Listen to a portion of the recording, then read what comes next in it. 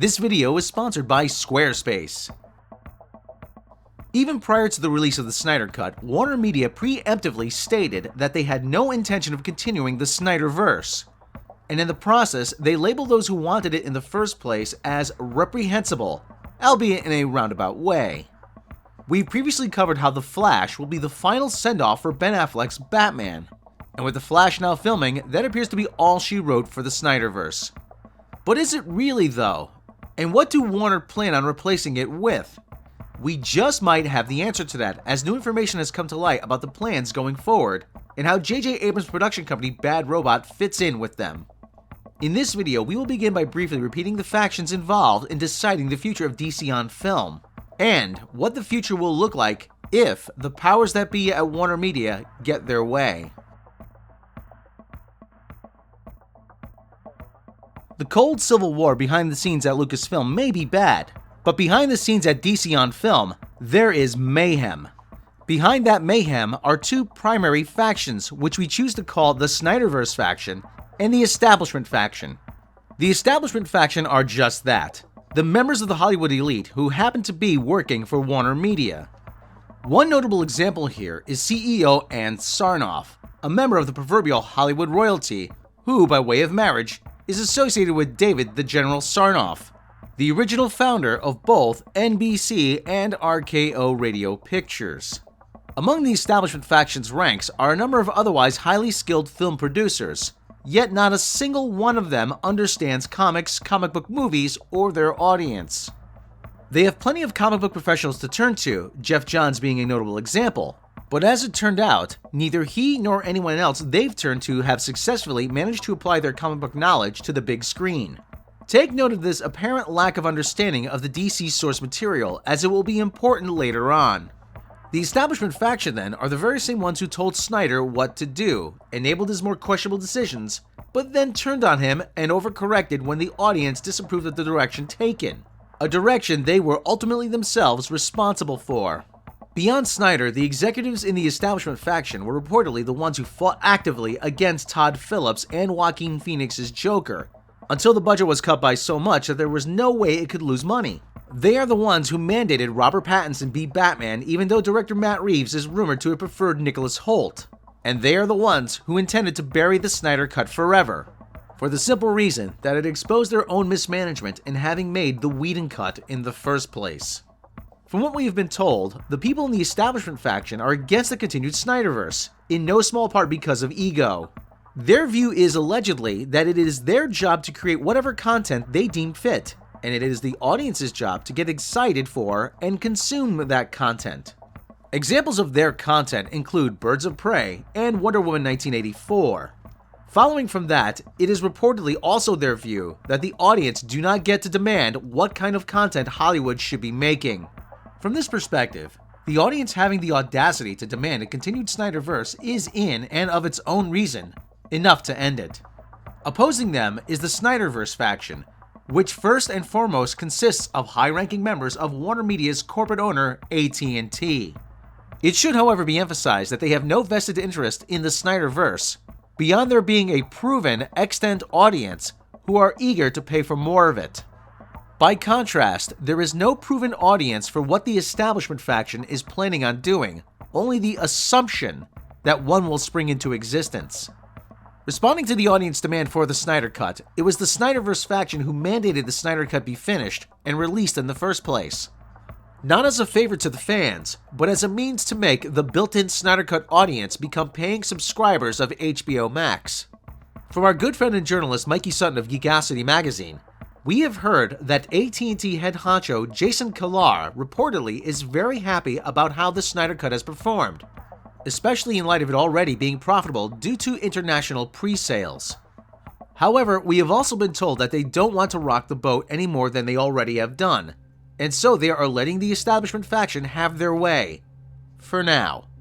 Let us explore what that means by looking into what may be the Establishment faction's vision for the future of DC on film.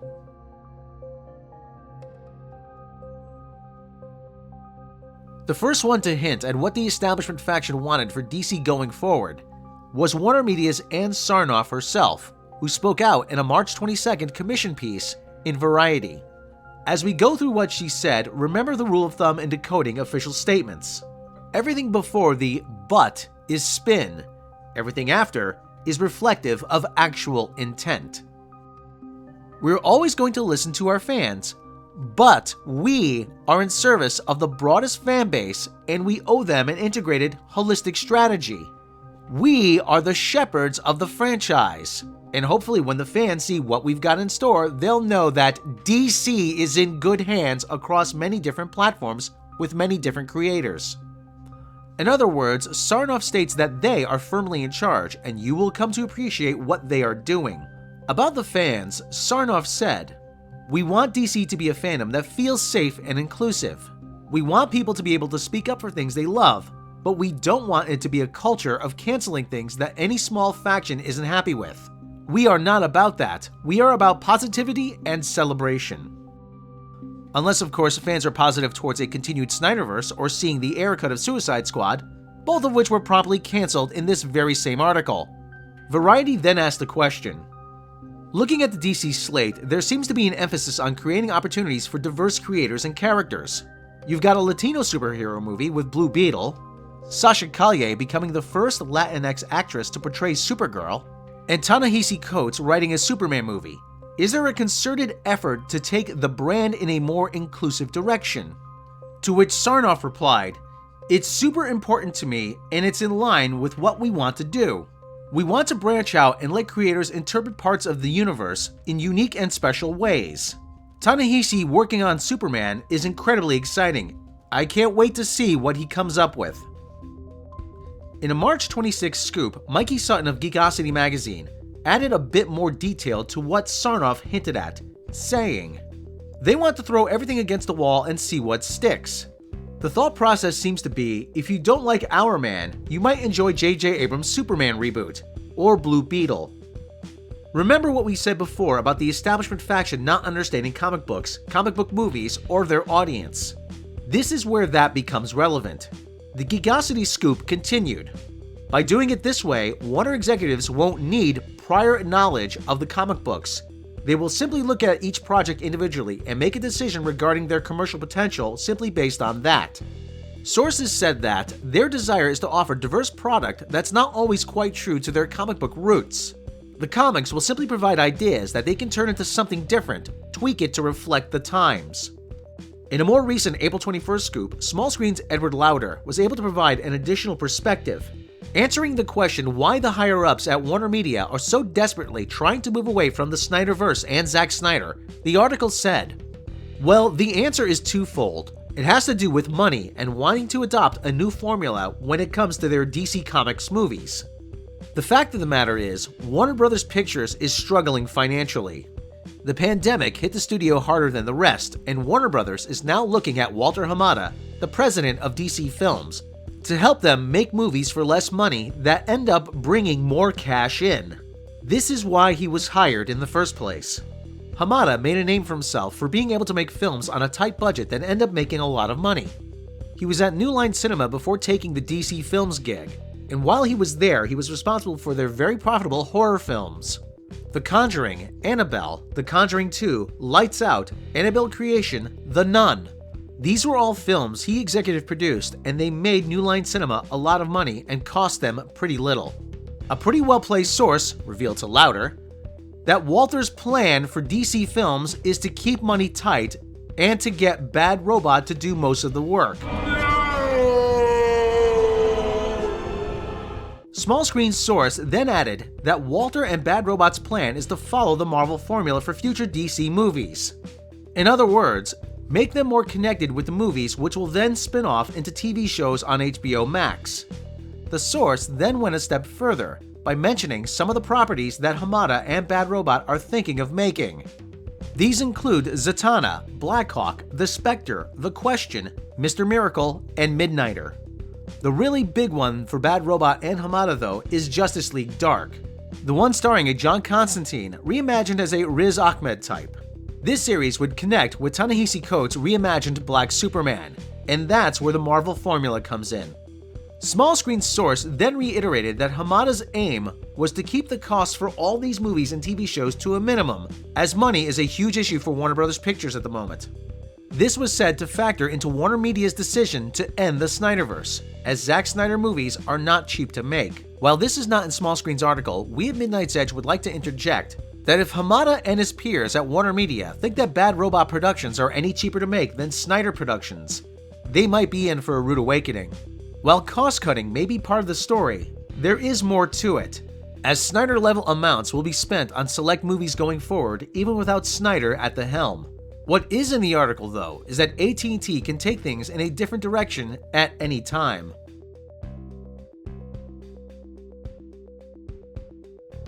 AT&T are taking a hands-off approach, but only to a point. There have been rumors of an HBO Max Batman series starring Ben Affleck, and if they decide to move forward with that, there is nothing WarnerMedia can do to stop it. This is true for any SnyderVerse continuation.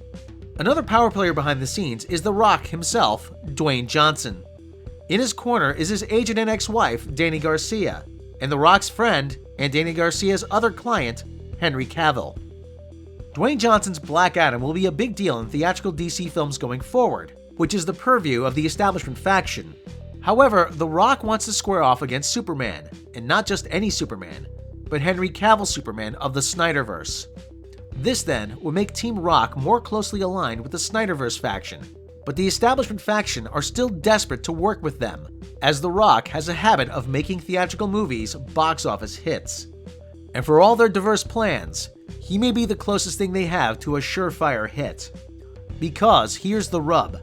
The SnyderVerse faction know there is an established community and fanbase supporting the SnyderVerse.